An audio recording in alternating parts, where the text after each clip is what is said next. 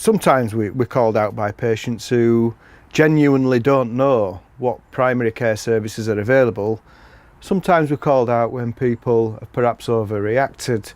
And for example, I was called out to somebody who with a paper cut to the finger once. Now, as the triage system in the ambulance control centres improves with time, a lot of those calls are filtered out at source.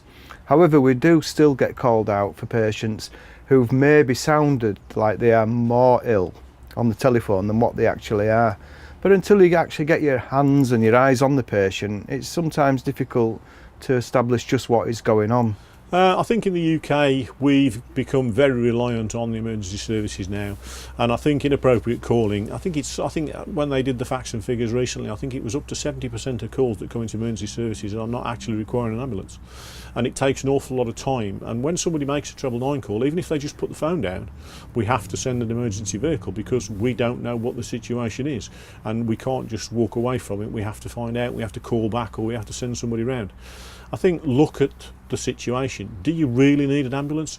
An emergency vehicle is for somebody in a life critical situation. We carry the equipment on board to make a massive difference to critical conditions, but not broken fingernails, not stubbed toes, not to walk the dog. You know, some of these situations, I mean, I had somebody call me to take the dog for a walk at Christmas because they didn't want to miss the Christmas edition of EastEnders. Well, I mean, that's not an emergency call, that's a complete waste of time. But, you know, the 111 system, the call assessors and all the rest of it now do their best to filter nuisance callers, as we call them, but there's still quite a lot that get through the net. So please think before you make the call. Do I really need an ambulance, or can I deal with this situation in a different manner?